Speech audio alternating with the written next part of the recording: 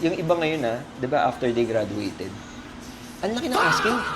During our college days kasi, syempre may mga speakers yan no? May mga speakers tayo na bumibisita sa school. And then, parang I think kung kilala mo si Architect Daryl, that Si side. Daryl yung Yes. kumanta ng Ikaw lang na. Ngayon para sa mga kaka-graduate pa lang na naghahanap ng apprenticeship, ano yung mapapayo mo? Pasok sila sa small firm? Pasok sila sa corporate? Maghanap sila ng experience or pera muna? Architect JM at kasama ko ngayon si Architect Architect Echo. episode 4 ng Revise Podcast. Yun. So sa Architects yung relations, di ba? Araw-araw. Gabi-gabi yan. Hanggang sa mawala na yata tayo sa mundo, nagre-revise tayo. Architect. Sige, call me Echo na lang, no? So, mga hindi nakakilala sa akin. And I'm currently working as a full-time owner ng aking business, si Manyares Architecture. Yun. So, pero graduate rin ako ng TUP, just like kay JM. Architect JM. TUP, shoutout. Sino TUP. gusto mo shoutout sa TUP? Marami. Yung pinaka-favorite mong teacher? Sino ba? Si Sir Bidel. Nandiyan si Ma'am Nashon, syempre, Ma'am Tapos, Pitcha. ilang taong ka na nagpa-practice? Okay, so nakapasa ako board exam 2022. So, kwento mo sa kanila, bro, yung bakit sobrang tagal mong bago ka mag-take? Ayun. Nabutan ka ba ng pandemic? Oo, Ano ba nangyari? kasi 2018, di ba bro, yun nga, graduate. Tapos, di ba, pag architect ka, 5 years study tayo. Yes. 5-year course tayo Tapos, we have 2 years of apprenticeship. Ilang hours ba yung kailangan natin i-render? 3,840. Oh, yun. So, approximately 2 years. So, that's 7 years. After ko makagraduate, 2018, nag-ano ako, architect, nag-apply na ako sa startup firm. Ngayon, ikaw, Architect Echo, nung time na yon, syempre alam mo na may logbook. Yes. So, anong hinanap mong kumpanya na papasukan? During our college days kasi, syempre may mga speakers yan May mga speakers tayo na bumibisita sa school. And then, parang I think kung kilala mo si Architect Daryl Abaygar. Oo. Yun yung top 2 ay. Shoutout. Kaya Daryl, Shoutout nadamay yan. ka pa pero kung hindi mo ko kilala, nabanggit kita kasi naalala ko yung talk mo that Si side. Daryl yung Yes. kumanta ng Ikaw lang na. Hindi ba Hindi yun? naman architect ba yun? Yung gumisit siya, I think yung topic din doon was all about logbook filing. Tapos sabi niya, it doesn't necessarily to apply sa yung big firm. Diba? Although nandun ka sa big firm, sige, yung sabi niya kasi ang advantage point ng mga newly grad, yung mag-apply sa mga startup firms, Okay. mga small firms. Kasi you're going to experience from start to finish talaga ng project. Even hindi doon sa construction phase Kasi 'di ba sa logbook natin, merong may mga Pre-design, may design. pre-design, construction phase or contract document phase, may mga advertisement pa, promotional, etc. So, kahit yung sa startup firm, meron tayong tinatawag na yung sa services din, di ba? Okay. It's either regular services ka or Regular design. regular design or at the construction ka, di ba? comprehensive. Comprehensive. So, iba-iba. Yung sa startup firm kasi, may experience mo lahat.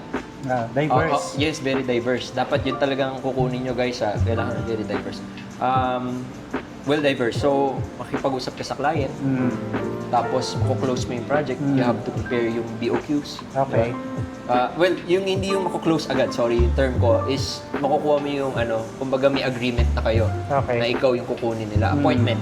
Okay, appointment dun sa designer. And then, you have to prepare yung plans, di ba? Yung BOQ. You have to talk din to or coordinate sa mga engineers, di ba? So, yung mga clients or yung mga bata dyan or yung mga students pa lang, hindi lang tayo basta drawing at hindi lang puro architectural ginagawa natin. We have to be knowledgeable enough to coordinate with our engineers, structural engineers, electrical engineers, what else, master plumbers. Basta lahat ng allied lahat ng mga professionals allied natin. professionals, kasama yan. So parang ang sinasabi mo, Architect Echo, yung sinabi ni Architect Daryl, kailangan diversified. Yes. Kaya ang tawag sa logbook natin, DTE. Correct. Diversified Training Experience. Yes. Logbook, no? So, ibig sabihin, may feasibility studies pa. Kasama pa yun. So, yun yung hindi kasi nila alam Oo, hindi Akala kasi nila, drawing na Oo, hindi. Well, Conceptual. well, honestly speaking, ang nakikita kasi ni client talaga yung rendered product na natin no? Yung rendered design na natin, perspectives ni architect. Pero behind that, those analysis, di ba? Yung topo, yung soil, kung paano ka nag-come up sa ganong oo, output. correct. Bakit in-explain mo, bakit nag-cut and fill ka, yun, hindi kasi kumbaga, nale-left out yung ganun pagdating sa conversation. O unless, di ba, i-explain mo na sa kanila why. Okay. Okay. So from the talk of Architect Daryl, nagkaroon ka ba ng inspiration kung paano mo kunin yung mga experiences na yun sa logbook mo yun? Okay. Siguro kakat ko muna. Meron din ako i-share. Kasi hindi lang siya natapos dun dun sa small firm or dun sa startup firm. Parang he also talked about or shared about applying to a huge firm. Yung corporate. Kasi alam ko, parang siya rin yata sa corporate din siya. Parang Ayala yata siya. Or, ayoko nang banggitin, baka magkamali ako. Pero, yun yan, nag-apply siya doon. And then, kasi ang akala, ito rin, misconception about pagka nasa firm ka na or nasa huge firm ka, sa office ka, diba? Let's be specific. Yung nakaupo ka sa office, you have to do yung CAD works, yung design works, yan. So sabi niya, guys, kapag sa tingin niyo na almost master niyo na or paulit-ulit na yung ginagawa niyo, in 3 months, sabi niya in 3 months, pwede kayo mag-request sa boss niyo. Na, sir, iba naman. Oo, iba naman. I-challenge nyo naman ako sa site or baka may kulang sa site o kaya para you can experience everything from design, talking to clients, BOQs, estimates, tapos punta ka sa site, para iba mag-inspect naman. ka. Yes, iba-iba. Kumbaga, ibang departamento ka naman ilagay dapat. Yes, oo. Pero kasi yung iba, sabi na, pag-design, 2 years na nagde-design. Hindi experience yung site, di ba? So, paano So, ngayon yun? ang specifics niya, more on design lang siya. Pero Yes, kapag napag-usapan sa estimate, Yes. feasibility studies, mahirapan siya. Sa construction site, nahihirapan siya kasi wala siyang experience doon. Correct, architect. So, merong disadvantage pala talaga yung corporate ka. Well, hindi ko naman siya sabing disadvantage. Siguro, knowledge din. Kaya nga nandito, kagaya ng podcast natin, we can share this kind of knowledge na you can request. Diba? Okay. Pag sa tingin mong feel, stagnant ka na, kasi yun pala, kasi compare mo rin yung mga nakapag-apply dun sa small firm Bakit sila nandun sa site, ikaw nandun ka lang sa design, di ba? Okay. So, siguro, I think you have to be knowledgeable enough lang and syempre yung guts mo na to ask dun sa manager mo, kung manager mo or yung boss mo, na syempre gusto mo rin ma-experience yung ibang field. Pero or yung field work. architect, aminin natin, no? Yeah. Kahit, sige, sabihin natin, pagbigyan ka ng boss mo, no? Sir, 3 months na ako sa design Pwede lipat mo naman ako sa surveying, quantity surveying. Yes. Okay. Sir, lipat mo naman ako sa construction site. Pero, siya ang magde-decide. Correct. Paano kapag dinecline niya yung offer mo? Yung logbook natin, ang daming scope Correct. Tama. So, tama. ibig sabihin, pag nag-corporate tayo, certain lang yung makukuha nating scope. Hindi lahat. Tama, architect. Compared tama. sa small firm. Correct. Ngayon, anong disadvantage ng small firm? Own experience na lang. Sige, kwento mo sa amin. Ano Okay. bang pinasukan mo? Corporate o big firm? Ako, yun nga, nung nag-apply ako, hindi ko alam kung big firm siya. Hindi ko rin alam kung small firm siya. Okay. Paano Siyempre, ka nag-apply? hindi naman natin, hindi siya kilala Okay. Siguro, alam Ano mo ba yan? naman, Jobstreet ba yan? Or Facebook? actually, nung time na yun, Facebook ko na siya nakita. Okay. Yung posting job. Okay. So, Hiring, ganyan. Hiring, posting na hiring. Anong job description? Junior architect? Parang junior architect. Junior architect. Hindi ako nagkakamali. Okay. Tapos, pero syempre doon, you can, syempre, can talk fluently, di ba? Can communicate, yung communication skills. With pleasing personality. Ako yun. Can dance on the floor. Wala pa ganun. Try ko. Tapos ang lapit lang ng office. Madali biyahe, no? Pero ito, Architect JM, i-share ko na lang rin sa iba na yung napasukan ko pala, although partnership kasi sila, or Okay. corporation sila, during that time, si Kuya Ivan, si Architect Ivan, hindi pa siya architect. Nagre-review pa lang siya for boards. Okay, so Tapos yung isang underboard boss, tatlo kasi sila yung isang boss, Boss Andrew, Ninong ko na yan sa kasal. Ninong Andrew. Sir Andrew, yan, kasama yan. Yan, si Boss Andrew, Si hindi kasi Ivan. siya, Si Ivan, di pa siya architect doon. Si Andrew, graduate din siya ng architecture, pero hindi siya licensed architect. Okay. Oo. Tapos yung pangatlo, Yes, yung pangatlo, yan, sabihin ko ba yung pangalan? Sige, biblip na lang sige, natin. Miss K. Ano niya na Miss lang. K? Ano ba, matatawag mo ba siyang architecture firm or design firm? Or That time kasi construction ang firm? pangalan niya kasi A-Consult plus partners. Mm. So parang, di ba, parang A-Consult. Kasi pangalan kasi ni AK. Akon? Si singer? Matatawag ko siyang design and construction firm. Okay. Pero kung solely design lang, Hindi. Kasi you need to have at least 75%, di ba? Tama? So basically, By right. design and build sila. Design and build. Pero nasa isip mo na ba nung time na yun na, sige, papasok ako ng firm, pero dapat may magbe-mentor sa akin? Oo naman. Very important to have a very good mentor. Okay. So, syempre, nasa isip mo na, okay, dapat may magbe-mentor ako sa akin pag pumasok ako sa firm. Nung instance na naka-apply ka doon, na tinanggap ka nila, nagsabi ka ba, sir, mentor ko wala kang... Actually, wala eh. That Wala. time, wala. Hindi. Actually, hindi ko... Siguro nung time na yun, hindi mo pa naisip yung paper mo ng logbook. Yes. Hindi ko inisip na may pipirma ng logbook ko pa that time. Okay? Disclaimer lang So, hindi ko pa naisip na, ito kasi, hindi ako nag-worry. Kung hindi ako nag-worry. Walang architect, baba. Pero kasi yung boss ko kasi, you see Architect Ivan and si Andrew. Yung dalawang yun, boss ko. So, yung dalawa na yun, they came from Singapore. Especially yung isa, yung si Andrew.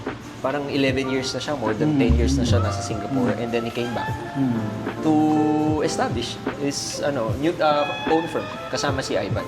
So, hindi ko lang, wala sa isip ko kasi gusto kong matutunan doon yung experiences niya sa Singapore. Okay. How they work there, work ethic nila, how they coordinate with other architects, engineers. So, yun ang ina-expect ko. Pwede nating i-remind yung mga papasok sa apprenticeship.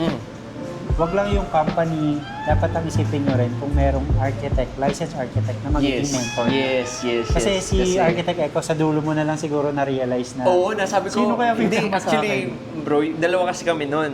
Yung kasama ko dyan, High Architect Angelica. Architect na rin yun. Yung dalawa lang kasi kami employee that time. High Architect Angelica. Okay. So, nung nag-exam siya, nauna siya sa akin. Kasi she graduated from Mapua. Nauna siya sa akin ng few months lang, mga 1 or 2 months doon. Tapos sabi niya, mag-exam na daw siya 2018. Okay. 2020, 20. before pandemic. So, 2019 yata, kung hindi ako nagkakamali, Architect Angelica, 2019 January yata siya nag-take. Or June. 2020 January. Sorry, Architect Pero yun, basta before pandemic, nauna siya sa akin. March kasi yung pandemic. Oo, March around January March. So, siya. baka January 2020 siya talaga. Okay. So, nauna siya. And then, na-realize ko na, paano kaya pag next na ako, kailangan niya pala na magsasign. So guys, tandaan nyo yun Huwag nyo sa dulo isipin nyo na, kailangan pala ng mentor dito. Correct.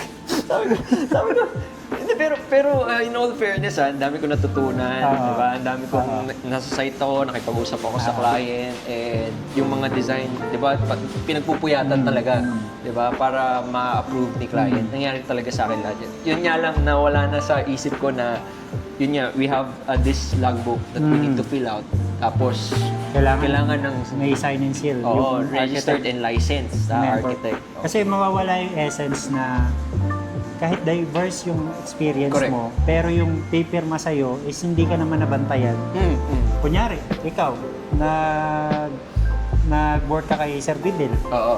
Apprentice ka. Sabihin na lang natin, si Sir Videl, hindi pala Architect. license. Hindi license. Ngayon, sabihin mo sa architect, papirma ako kasi yung logbook ko, yung mentor ko, hindi license. Correct. Sabihin ko, mukha mo. Kasi in reality, yeah. Liability ng pipirma. Correct. Kasi Correct. affidavit yun. Na okay, pipirmahan kita, Correct. nag-apprentice ka sa akin, 2 years, lahat ng oras sa logbook, Yes. kompleto mo. Oo. Sige. Wala kasi kaming architect doon. May architect kami, boss, pero hindi nga lang license. Okay. Okay. So kasi, pwedeng architect ka by heart and by, syempre, graduate ka architecture. Architect naman. Pare-pares naman tayo, even student, architect ka rin naman, architecture student. Pero iba kasi pag license. So, iba yun. Okay, that's a privilege. Few of us can have. So, ngayon, sabi ko nga dito sa friend ko, wala kasi talaga ako, kuya, na Magsasign, Pipirma? sabi ko. Pwede ka Pero I ba? have my projects. Kaya ko i-list down and I have photos, proof na nandun ako sa site. Kung kailangan mo i-list, kung tawagan, kasi tinatawagan ng PRC yan guys, tinatawagan. Kaya hindi ko pinapayo to ganito hindi dapat tularan. Disclaimer lang. So sabi ko, kailangan kong mag-take. I need to get that license. Sabi ko, kailangan ko na talaga. And gusto ko maging architect. Sabi niya, well, sige, let's meet. Sakto kasi dapat pala yung licensed architect na yun, at least 3 years na nagpa-practice ha. Hindi lang, yung kakapasa lang, nagpa-sign ka na, hindi ganun. Hindi Okay pwede. malaki rin yung pananagutan nun pag ganun. Ikaw ba, Architect Jade? Ako? Oo.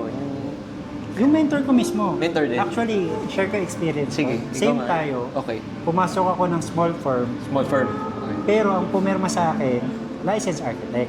Oh, okay. Ganun dapat. Kasi, true mentor ko siya. Ibig sabihin, pumasok ako doon, ma'am, pasok ako sa'yo, kahit mababa sahod ko, basta turuan mo ko. Actually, yun nga eh. Ganun dapat agreement. Actually, ganun din eh. Pero hindi ko lang kasi alam na Hindi license. oo. Hindi, well, sinabi niya naman na hindi pa siya licensed, pero he had the experience, di ba? Parang, or he has. Kasi ongoing. Siguro honest mistake lang sa part na Saka yun. sabi ko, ang habol ko kasi the experience talaga eh. I am very hungry with the experience. Okay, or for the experience. Kasi, bihira ka makita ng ganun eh. Na I will teach you everything. Even yung sa documentation, blah blah blah, yung sa site, paano ganito, ganyan. Tapos Singapore pa. Eh, masarap pakinggan. 10 years pa siya doon. Tapos sa tingin po, yung tindig pa. Talagang katiwa-katiwala. Gusto mong kunin yung mga ano, no? Oh, yung lahat. Lahat ng knowledge niya. Tips and tricks, lahat. Oh, yun doon ako nag-focus. Not on the salary, not on the, yun nga, yung logbook. Last ko na naisip yun. So, honest mistake nga Yes. yun. Oh. Guys, honest mistake yung ginawa Yeah. ni Architect Eco.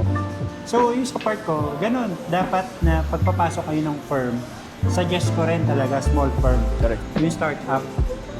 Tapos, kausapin nyo agad yung mismong boss na, ma'am, papasok ako dito sa firm na to para sa experience, hindi para sa sahod. Kung malaki sahod, then good, bonus na yun. Tsaka parang, ang laki na ng sahod mo, ano yun?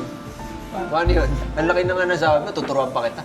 Oh, yun. Hindi ka na... Hindi, kasi di ba, the Architect JM, kasi yung iba ngayon di ba, after they graduated, ang laki ng asking.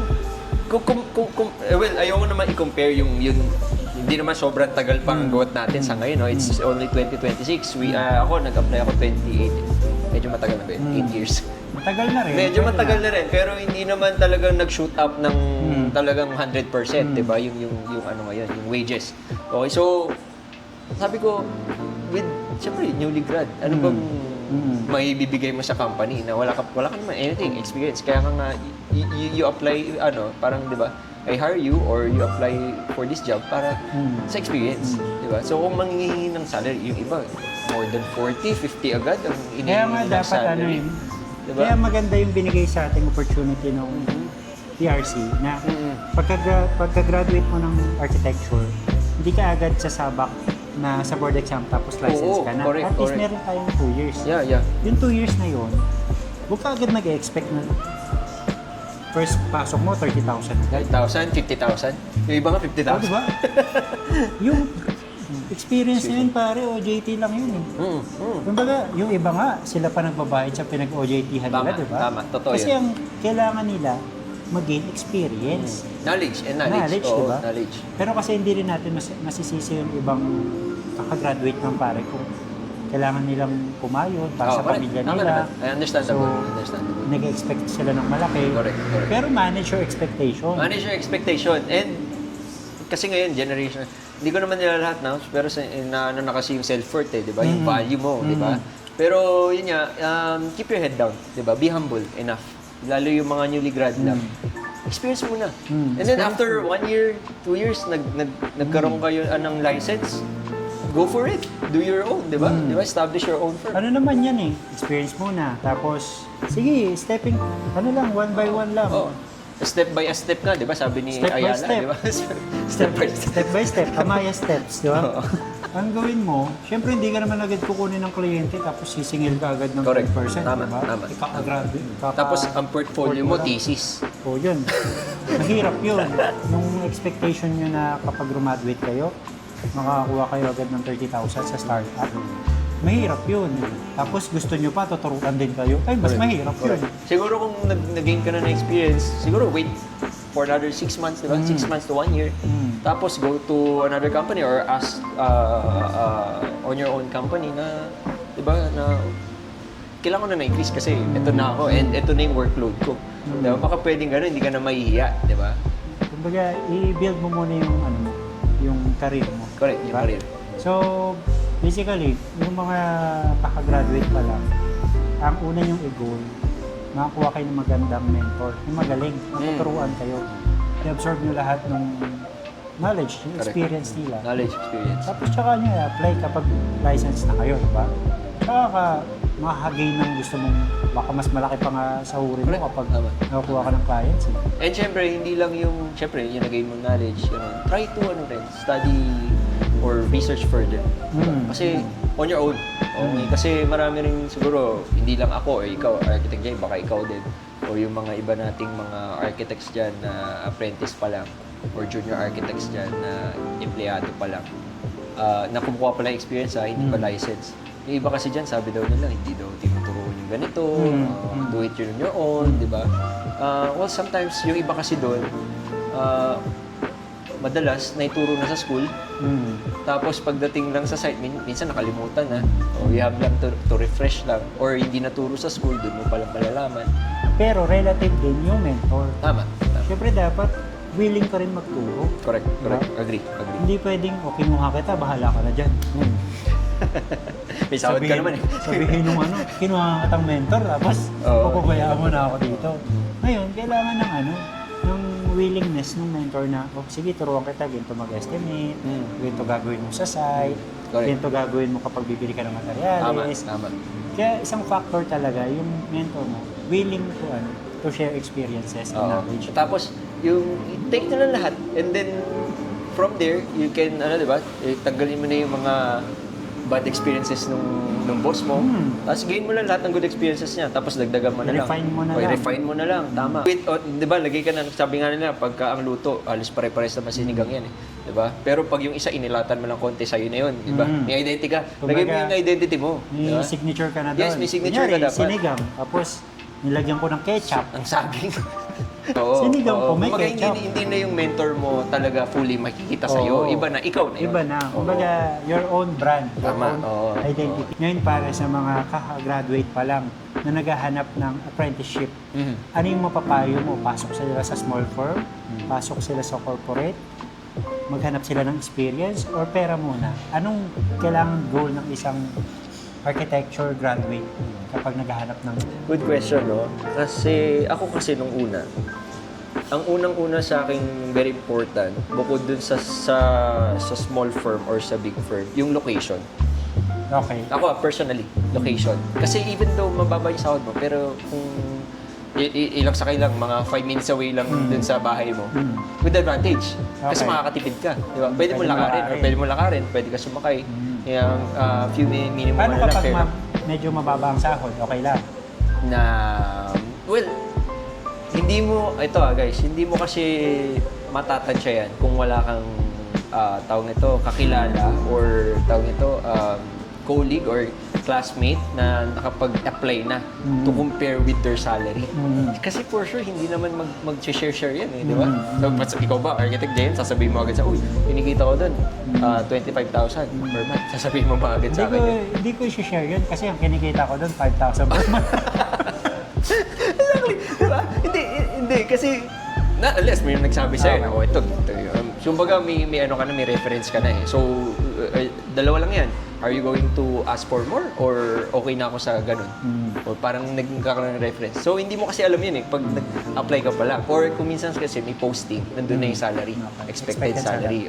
So, number one consideration mo, sa location. Location. Muna, sa personally yung nature ng firm, big or small? Ayan. Big or small? Ibalik kita dun sa, kunyari ikaw, binalik kita, kaka-graduate mo lang. Tapos alam mo na yung pinag-usapan natin ngayon. Yeah. Anong pipiliin mo? Big or small? Okay. Lights on, lights off. Small firm pa rin. Small firm pa rin. Okay. Small firm pa rin. Kasi I heard a lot of story from yung mga colleagues ko na they came from corporate world, di ba? Yung sa mga huge firm, yung mga kilala na. That bukod sa mababa ang sahod nila, yung experience nila hindi talaga diverse. Limited lang. Very limited. Tama yung word. Limited lang sila, tapos after na lang ng board exam, saka sila na-experience ng site. Diba? Baliktad, no? So, nung naging architect ka, doon ka pala magiging ng experience. So, Tama. siguro, mag-isip-isip ka na pag gano'n, no? So, sabi ko, I always tell my student, if you want to gain, diba, sufficient knowledge and experience, diba, for your board exam, diba? At saka hindi lang sa board exam mo, for your career, diba, later on, in the future, go for, it's either small firm or yung mga startup firm. Yan. Kasi makikita mo yung hirap eh. Ako yung time ko nung sa startup firm ako, nakita ko yung hirap. Yung paano yung makikita mo yung expenses ng company nyo, 'di ba? Masisilip mo yung kung ano pa yung wala, ano yung kulang, ano yung kailangan gawin, strategy, 'di ba? Collaboration. Baga first hand. Oo, hindi lang ikaw ikaw lang. Kung minsan nagde-decide ka din, 'di ba? Doon sa may say ka talaga. Kinakausap po minsan pa yung foreman. Foreman, mga yung tao. client. Kung minsan, madalas client, tapos si boss. Kung wala si boss, ikaw kakausap sa client. So, nandun talaga yung experience, bro. Kung ako babalik, wala akong regrets kung mapunta ako sa small firm. Okay. Or sa startup firm. Ang tanong ko sa'yo, pare, so small firm ka, meron bang gravity sa'yo yung small firm experience, big firm, mas malaki sahod? Well, it depends eh. Depends, Depende. bro. Preferences na rin kasi yan eh. Kasi it's Pero subjective kasi. anong mas mabibigay mo sa kanilang advice? Na saan kayo mag-go? Experience ba o pera? Okay, sige, ganito na lang. Kung perang habol nyo, okay, why not? Go for it, 'di ba? And if you have the knowledge, 'di ba? If you're confident enough, na capable ka dun sa job description, go for it. Why not? And bakit ko naman pipigilan kayo, 'di ba? Okay. Kasi yun talaga kailangan niyo, 'di ba? Pero yun nga, is it Experience-wise? saka ask yourself, is it my desire or my want or yun ba ang kailangan ko? Diba? Going back, kung kailangan ko experience, syempre, kung yun ang mga nagsasabi, go for small firms, so experience. Pero kasi, iba rin kasi experience pag nandun ka sa corporate eh. Kaya iba rin daw talaga ang doon, ibang labanan. Iba ng labanan din, di ba? May ladder tayong pag-unahan tayo to get that position, di ba? Para ma-promote ka. Pero dito, iba rin ang stress level pagdating naman sa startup. Kasi you have to decide. Doon pa lang sa site, decide. Tapos, hindi mo na namamalayan yung oras. Minsan, overtime ka na. Minsan, maraming, eto pala, sa small firm, expect na rin na, you have to, expect yung mga overtime works. Kung minsan, hindi nababayaran yun. OTY na. OTY talaga. Oo. Pero, as long as, syempre, sa back of your head, saka going back to your main goal to get an experience, parang wala na sa'yo yun eh. Kung minsan, hindi mo na iisip yun. Minsan, happy ka pa. At the end of the day, natapos mo yung project tawag doon, na-close yung project, diba? Nagustuhan ng client mo. Iba yung fulfillment pag gano'n. Even now, ako as an architect, nangyayari sa akin yan. So kung pera, preference. Residence architect. Ako, hindi ko sila ma-advise na go with the money or go talaga doon directly sa small firm. Hindi ko sila ma-advise yan. Sa puso rin nila. Pero, sa akin, if you ask, ikaw, architect. if you ask Tingin the mo, question, ganun din ba? Salary-wise or doon sa experience-wise, Yes. alam mo bakit? Kasi sa big firm, yun yung sinasabi ko sa'yo, may logbook ka. Experience, dapat makuha mo lahat. Sa big firm, walang problema kung gusto mong mag-corporate ladder, gusto mong umangat, walang problema. Pero siguro, lagyan natin ng step. Step 1, small firm, experience mo na lahat. Pwede. Tapos pag may experience ka na, Go for big firm. na. Yeah. Oo, kasi parang yung background mo, ito, nakipag-usap ka ng client. Diba? At least diverse May technical drawings ka, tapos may contract document phase ka, di ba? Tapos meron ka pang construction phase experience. Saka ka pumunta sa kanila. Complied ka pa dun And sa for logbook. sure, dun sa yung binibigay nilang salary, pwede ka ng you can ask for more. Sa akin, Okay pwede ko sabihin na hybrid. Small firm, tapos after mag-small firm, para lang makomply mo yung logbook. At least diverse. Para pag punta mo ng corporate, Pucha, alam ko na lahat. Yeah. Although, yung laro sa corporate, hindi pa. Ngayon, kaya ako nandito para Okay. matutunan. Alright. So, meron ko na experience sa small tsaka sa big firm. Ngayon, mag-decide ka. Tuloy ba ako sa big firm? Or mas gusto ko sa small firm, tayo na lang ako. Tama. So, parang hybrid, depende sa inyo. Kaya sinasabi ni Architect Eco na preference nyo. Oo, Pero hindi tama. nyo malalaman yung preference nyo. Hanggang Hindi nyo susubukan subukan din. yung dalawa. So basically, tatapusin na natin tong episode na to. Thank you very Salamat much, guys. kay Thank Architect you very much. Eco Thank you for Bunyo. having me, Row House Architects. Thank you. very much. Thank you, brother. Thank you rin sa pag-invite. Saka Thank you. congrats na agad sa mga susunod na Salamat. podcast. Ngayon, hintayin nyo si Architect Thank you, Eco sa guys. mga next episode.